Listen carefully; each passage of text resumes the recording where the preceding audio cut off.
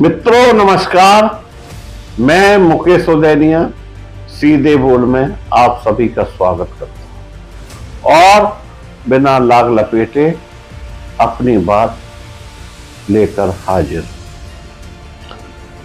मित्रों, कुछ सालों से आपने देखा होगा कि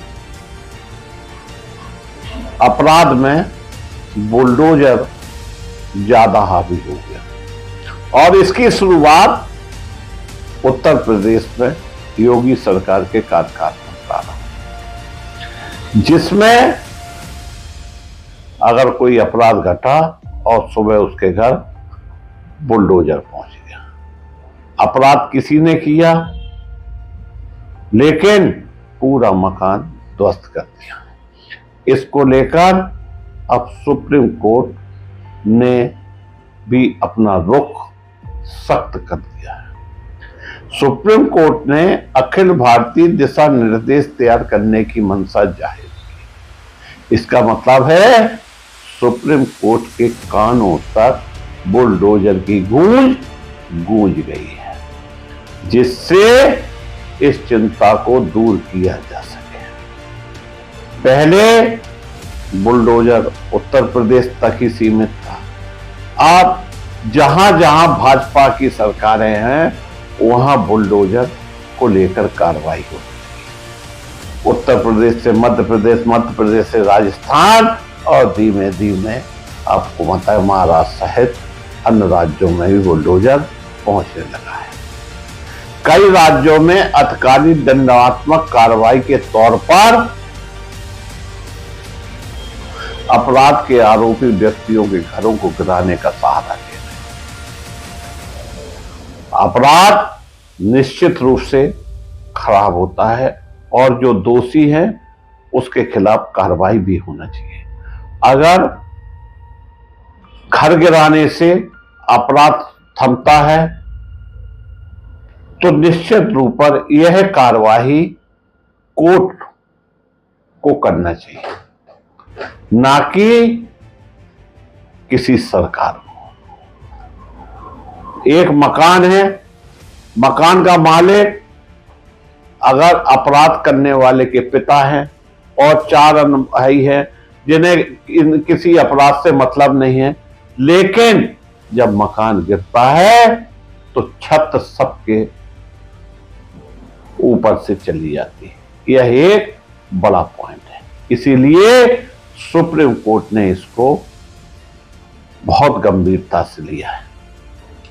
जस्टिस बी.आर. गवई और जस्टिस के.वी. विश्वनाथन की पीठ ने विभिन्न राज्यों में बुलडोजर कार्रवाई को चुनौती देने वाली याचिकाओं पर सुनवाई करते हुए पक्षों से मसौदा सुझाव प्रस्तुत करने को कहा है, जिस पर अखिल भारतीय दिशा निर्देश तैयार करने के लिए न्यायालय द्वारा विचार किया जा सके। प्रस्ताव सीनियर एडवोकेट नचिकेता जोशी को सौंपे जाने हैं, जिन्हें उन्हें एकत्रित करने, न्यायालय में के समक्ष प्रस्तुत करने को कहा गया है।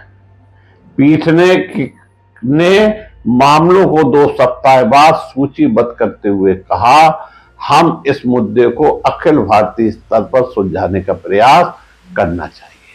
सुनवाई के दौरान पीठ ने मौखिक रूप से सजा के तौर पर घर गिराने के मामले में चिंता व्यक्त की है। मतलब सुप्रीम कोर्ट भी अब चिंतित हो गया है। वहीं लाइफ लॉ से मिली जानकारी भी हम आपसे शेयर कर रहे हैं। जस्टिस गवई ने कहा, सिर्फ इसलिए घर कैसे गिराया जा सकता है क्योंकि आरोपी है, अगर वो दोषी भी है तो भी घर नहीं गिराया जा सकता। जस्टिस गवई ने कहा कि न्यायालय अधिकृत निर्माणों की रक्षा नहीं करेगा, लेकिन उन्होंने कहा कि कुछ दिशा निर्देश आवश्यक है। जस्टिस विश्वनाथन ने कहा, कुछ निर्देश क्यों नहीं बनाए जा सकते, इसे हम सभी राज्यों में लागू किया जाना चाहिए और इसे सुव्यवस्थित करने की आवश्यकता है।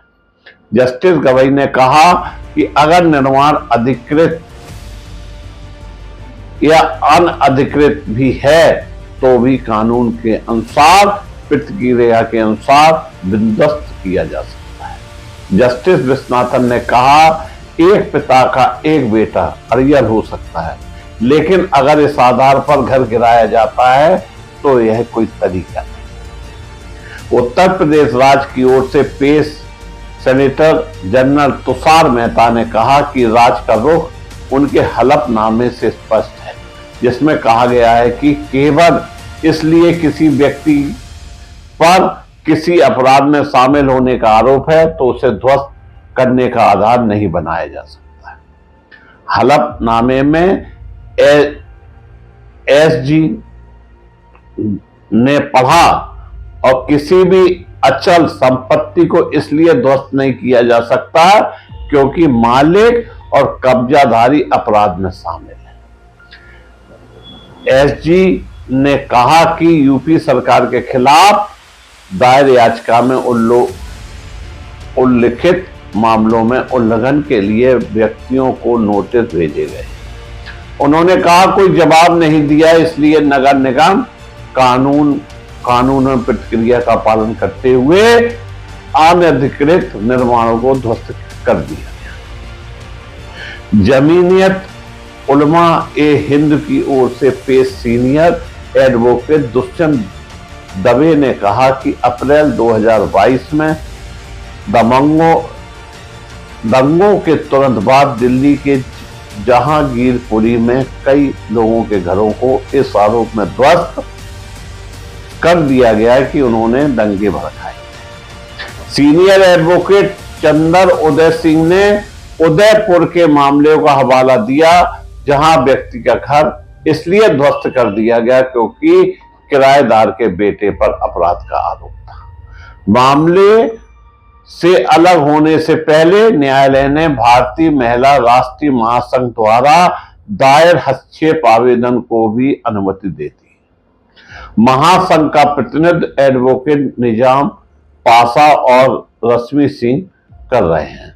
मामलों की पृष्ठभूमि इस तरह से है, दिल्ली के जहांगीरपुरी में अप्रैल 2022 में निर्धारित विध्वंस अभियान के संबंधित 2022 में सुप्रीम कोर्ट के समक्ष याचिकाओं का समूह दायर किया गया था।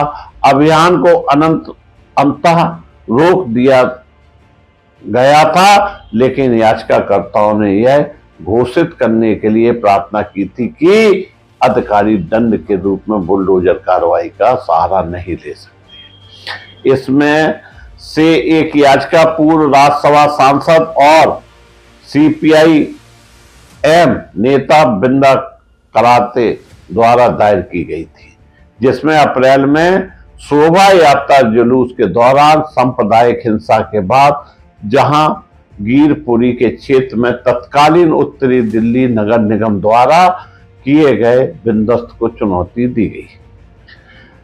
दिसंबर 2023 में जब मामले की सुनवाई हुई तो सीनियर एडवोकेट दुष्यंत दवे कुछ याचिकाकर्ताओं की ओर से पेश हुए ने राज्य सरकारों द्वारा अपराध के आरोपी लोगों के घरों को ध्वस्त करने की बढ़ती प्रवृत्ति पर चिंता व्यक्त की। उन्होंने इस बात पर जोर दिया कि घर का अधिकार संविधान के अनुच्छेद 21 के तहत जीवन के अधिकार का एक पहलू है। उन्होंने यह भी आग्रह किया कि न्यायालय को ध्वस्त किए गए घरों को पुनः निर्माण का आदेश देना चाहिए। केस टाइटल जमीन उलमा आई हिंद बनाम उत्तरी दिल्ली नगर निगम रिट, याचिका सिविल संख्या 295/2022 और इसमें जुड़े मामले। इस तरह से दोस्तों, जो जिसके भी घर गुजरते हैं उसको तकलीफ होती है। एक ईंट लगाने में लोगों के पसीना छूट जाता है, और जिसने घर अपनी गाड़ी कमाई से बनाया उसकी अगर औलाद खराब निकल गई तो अपराधी औलाद है, ना कि उसका बाप। अगर भाई अपराधी है तो दूसरा भाई अपराध से नहीं जुड़ा है, लेकिन उसको भी घसीटा जाता है। आखिरकार सुप्रीम कोर्ट ने जिस तरह से चिंता व्यक्त की है, और यह सुनवाई का विषय भी है। निश्चित रूप से घर गिराना, घर बचाना, यह सब न्यायालय की प्रतिक्रिया है। आगे क्या होता है यह सब सुप्रीम कोर्ट पर निर्भर करता है। मैं मुकेश उदैनिया अपनी बात समाप्त करके पुनः आप सभी को धन्यवाद देता हूं।